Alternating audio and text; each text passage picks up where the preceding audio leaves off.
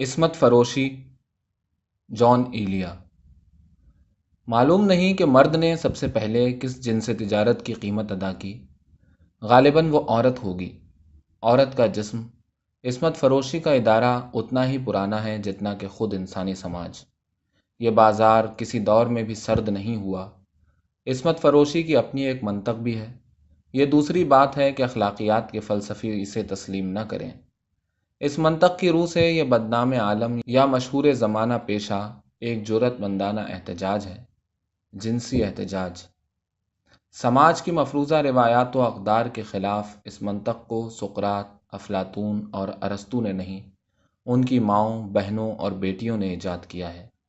اپنے بزرگوں، شوہروں اور بیٹوں کی اخلاقی منطق کے جواب میں عورت کی اس مجتہدانہ ایجاد کو جس نے سب سے پہلے قبول کیا وہ مرد تھا، اور وہ بھی مرد ہی تھا جس نے سب سے زیادہ اس کی مخالفت کی۔ یہ مسئلہ اپنی تمام تر شدتوں کے ساتھ صدیوں سے موجود ہے، مگر آج اس کی پیچیدگیوں میں بہت زیادہ اضافہ ہو گیا ہے۔ ہر اصلاح پسند حکومت کے سامنے یہ سوال رہا ہے کہ عصمت فروشی کے ادارے کو کس طرح ختم کیا جائے۔ ہماری حکومت بھی اس مسئلے پر سنجیدگی سے غور کر رہی ہے اور اس کا سدباب کرنا چاہتی ہے۔ ہم چاہتے ہیں کہ اس سوال سے متعلق کچھ وضاحتیں پیش کر کے اسے آسان بنانے اور حل کرنے کی کوشش کریں۔ ملک کے اہل رائے حضرات کو بھی اپنے طور پر مسئلے کو سمجھنے اور سلجھانے کی صحیح کرنا چاہیے کہ یہ حکومت اور قوم کے ساتھ ایک تعاون ہوگا۔ عصمت فروشی کے سماجی، تہذیبی اور معاشی اسباب تو کچھ ایسے پیچیدہ نہیں ہیں۔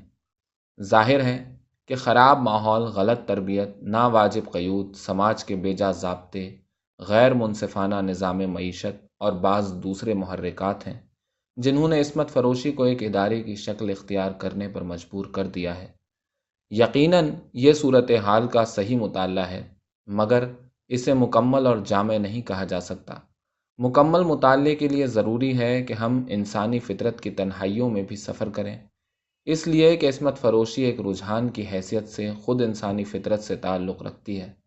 یہ خیال شاید غلط نہیں ہے کہ مرد و عورت دونوں جنسی طور پر تنوع پسند ہوتے ہیں اور ان میں بسیار زوجی رجحان پایا جاتا ہے۔ ان کا جنسی جذبہ کسی ایک معمول اور مطلوب پر قناعت نہیں کر سکتا۔ کم از کم ذہنی اور نفسیاتی طور پر اس بات میں کوئی شک نہیں۔ یہ دوسری بات ہے کہ عورتوں کو سماجی ضابطوں کے زیر اثر عملاً ایک ہی شوہر پر قناعت کرنا پڑتی ہے، اگرچہ عصمت فروش عورتوں کے علاوہ ایک بہت بڑی تعداد ایسی عورتوں کی بھی ہمیشہ موجود رہی ہے جو ایک مرد پر قانع نہیں ہوتیں۔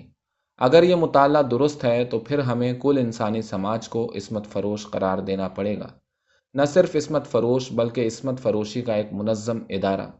تو ایسی صورت میں مسئلہ اور بھی زیادہ غور طلب ہو جاتا ہے، کیونکہ اس حالت میں یہ تو ممکن ہے کہ ہم عصمت فروشی کے بازاروں کو بند کر دیں، لیکن کرۂ ارض کے ان تمام حصوں کو کس طرح کھرچ پھینکیں گے جہاں جہاں انسانی سماج موجود ہے۔ یہاں جو انگنت سوالات پیدا ہوتے ہیں، ہمارا فرض ہے کہ ان کے ساتھ توجہ اور کشادہ پیشانی سے پیش آئیں۔ ایک سوال تو یہی ہے کہ اگر انسان جنسی لحاظ سے تنوع پسند ہے، بسیار زوجی رجحان رکھتا ہے، تو پھر تعدد ازواج پر کیا اعتراض ہے؟ خاص طور پر جب کہ مرد اپنی بیویوں کے درمیان معاشی اور جسمانی انصاف بھی کر سکتا ہو۔ لیکن تصویر کا دوسرا رخ بھی ہے۔ فرق صرف یہ ہے کہ اس پر عورت کا نام لکھا ہوا ہے، یعنی عورتوں کو بھی بیک وقت کئی شادیوں کی اجازت ہونا چاہیے۔ کیا یہ بات بھی پہلی بات کی طرح معقول اور مدلل نہیں، بلکہ اس میں کچھ معاشی سہولتیں بھی ہیں؟ ورنہ ہمیں یہ ثابت کرنا چاہیے کہ صرف مرد ہی جنسی طور پر تنوع پسند ہوتا ہے، عورت نہیں۔ لیکن کیا یہ بات ثابت ہو سکے گی؟ غالباً ہمارے لیے یہی مناسب ہے کہ ہم مسئلے کو اس کی صحیح ترین منطق اور معنویت کے ساتھ پیش کر دیں۔ دوسرا سوال یہ ہے کہ عصمت فروشی میں ازروع علم و عقل آخر کون سی خرابی ہے، اور یہ کہ عصمت کا سائنسی مفہوم کیا ہے، آیا کوئی مفہوم ہے بھی یا نہیں؟ اس بحث کا مقصد یہ ہے کہ ہم اور ہمارے سماجی مفکر عصمت فروشوں کے مقابل کوئی مضبوط اور طاقتور دلیل استعمال کرنے کے لیے تیار ہو سکیں۔ قدیم معاشروں میں جنسی محرکات اتنے طاقتور اور مؤثر نہیں تھے جتنے کہ آج ہیں۔ عریاں رقص، ہیجان انگیز تصویریں، جذبات آفریں فلمیں، جسم و جمال کی نمائشیں، ان سب محرکات نے مل کر صنعتی دور کے پراگندہ خاطر انسان کو جنسی بحران میں مبتلا کر دیا ہے۔ دوسری طرف جدید زندگی کی ضرورتیں اور ذمہ داریاں ہیں جن کے پیش نظر شادی آج ایک مسئلہ بنی ہوئی ہے۔ خاص طور پر مشرق کی نو آزاد قوموں کے نوجوان آج غیر معمولی فرائض میں گھرے ہوئے ہیں۔ انہیں نئے عہد کے علمی، تہذیبی اور سائنسی معیار اور ماحول سے ہم آہنگ ہونے کے لیے شدید ترین محنت کرنا باقی ہے۔ ایسے عالم میں وہ انتہائی سرگرداں ہی نہیں، ذہنی طور پر تنہا بھی ہیں، بلکہ صنعتی عہد کا ہر انسان اپنے مصروف ترین ہجوم کے درمیان تنہائی کی زندگی بسر کر رہا ہے۔ اس پرامبو تنہائی نے صنعتی سماج کو نفسیاتی طور پر سماجی اکائیوں میں بکھیر دیا ہے۔ تنہا تنہا، جدا جدا، ایک ایک آدمی وقت کے جزیرے ہیں۔ شیر افضل جعفری۔